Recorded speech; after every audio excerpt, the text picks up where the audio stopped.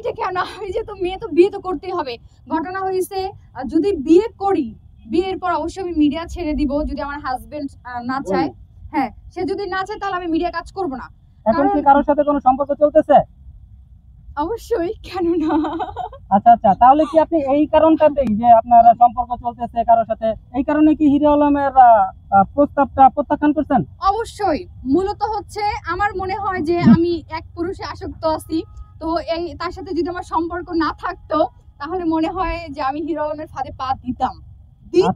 তাহলে এতক্ষণ পরে সত্য কথাটা বললেন। সত্য কথা না, মূলত হচ্ছে কি আমি বলি তখন তো আমার লাইফে কেউ থাকতো না। আচ্ছা আমি যাই হোক, ভাবতাম- একটা সুন্দর প্রশ্ন করি আপু। হ্যাঁ। আপনি এই পর্যন্ত প্রেম করছেন কয়টা কোন তো? প্রেম হ্যাঁ প্রেম তো অনেকগুলা করছি, কিন্তু বোঝার পর থেকে হ্যাঁ। 2টা প্রেম করছি। এই যে 2টা প্রেম করছেন, এখন এটা বর্তমানটা সব 3টা, এই যে না না, বর্তমান সহ 2টা। বর্তমানটা সব 2টা, হ্যাঁ। অতীতের একটা কেন গেল? অতীতেরটা হচ্ছে আসলে মূলত হচ্ছে ওই যে মানে আপনার কাছে সে কিসের অভাব পেয়েছে? আমার কাছে কোনো অভাব নেই, আমি তার কাছে অভাব পেয়েছি, বিদে চলে আসছি ভাইয়া। ও আপনি মূলত চলে হচ্ছে আসছেন। কিসের অভাব ছিল তার ভিতরে যার কারণে আপনি আপনার বয়ফ্রেন্ডকে ছেড়ে চলে আসলেন? মূলত হচ্ছে একটা মেয়ে বলতে আমি সব মেয়েদের কথা বলবো না, আমি আমারটা বলবো। হুম। আমি টাকা পয়সা বাড়ি গাড়ি কোনো কিছু আমি চাই না, আমি একটু সময় চাই, ভালোবাসা চাই, সম্মান চাই। এই কিন্তু সময় কি আপনার এইটা বয়ফ্রেন্ড সে দেয় না? আমাকে দিতে পারে নাই।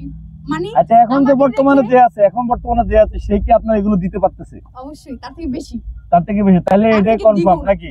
হ্যাঁ। তাহলে এটাই কনফার্ম। আমি জানি না, আল্লাহ জানে ভাই। ওনাকে কি বিয়ে করার প্ল্যান আছে বা কবে কি করতেছেন যদি আমাদেরকে একটু বলতেন? ঘটনা হয়েছে এখন বর্তমানে যেটা ধরছি হুম, ওইটারই সাইজ করবে। হ্যাঁ, মানে অলরেডি সাইজ করতেছি, সাইজের উপরেই আছে। আচ্ছা আচ্ছা, উনি যদি পুরাই। আপনাকে বিয়ে করতে না চায়? মামলা দিব। কি মামলা? কি মামলা দিবেন? ও, কি আচ্ছা, মামলা আচ্ছা, দিবেন? আমরা মাঝখানে দেখছিলাম আপনার কিছু না না, ভিডিও কি মামলা দেখছিলাম। দিবেন ভাই? কি মামলা দিবেন? হ্যাঁ, কি মামলা দিবেন? মামলা দিব। কি মামলা? মামলাটা কি? এখন ঘটনা হয়েছে আমি তার সাথে সম্পর্ক করে তার জন্য হচ্ছে আমি একদম মানে এতদিনের রিলেশন, সে আমার মানে তাকে ছাড়া থাকতে পারতেছি না। এটা কোনো কজ না, এটা কোনো Already ইস্যু আমি না, মরে এটা যাবো, কোনো ল নাই। এখন তাকে ছাড়া মরে যাবো, এখন কি করার বলেন? এটা তো কোনো আইনে নাই। আপনার কাছে আমি মরে যাবেন সুসাইড বলে- নোটে লিখে যাব যে আমার কিছু হয়ে গেলে এটার জন্য শুধু সে দায়ী। আচ্ছা, কারণ আমার তাকে লাগবেই লাগবে। খানকে আপু, আমার আমি- ভালো লাগে, তো হচ্ছে আমার ছোট থেকে আমার ক্রাশ। তো ঘটনা হয়েছে যে ভাই আমি একটা মেয়ে, তো আমি কোনো কিছুর বিনিময়ে কোনো কিছু আমি পেতে চাই না। এখন যদি কেউ বলে যে শাকিব খানের সাথে আপনাকে নায়িকার চরিত্র দেওয়া হবে কিন্তু সেইখানে গিভেন টেক আছে, তখন আপনি কি করবেন? ভাই কোনো কিছু বলে কি, এই অফার আমি পাইছি, এই অফার আমি আরো 3 বছর আগে পাইছি। মানে 3 বছর আপনি- আগে আপনি কি অফার পাইছেন যে আপনাকে বলা হয়েছে আমি শাকিব বলি খানের নায়িকা হিসেবে? যেমন হচ্ছে আপনার শাপলা মিডিয়া বলেন, জাজ বলেন, আলহামদুলিল্লাহ তারা আমাকে অফার দিছে যে কাজের জন্য। তো তার আশেপাশে যে কিছু লোক আছে তারা আমাকে মানে কান ভাঙাইছে যে সিনেমার কাজ করতে গেলে তাকে হচ্ছে গিভ এন্ড টেক করতে হয়, বেড শেয়ার করতে হয়, বা হচ্ছে এগুলো ছাড়া নায়িকা হওয়া যায় না। তো আমি পরে চিন্তা ভাবনা করলাম যে না, আসলে আমার এটা সম্ভব না, আমার দ্বারা এগুলো সম্ভব না। আচ্ছা, সিনেমা শাপলা করা। মিডিয়া, তারপরে যে জাজ মাল্টিমিডিয়া আর আজিজ ভাই, তাদের সাথে আমাদের ভালো ওঠা বসা, ভালো সম্পর্ক।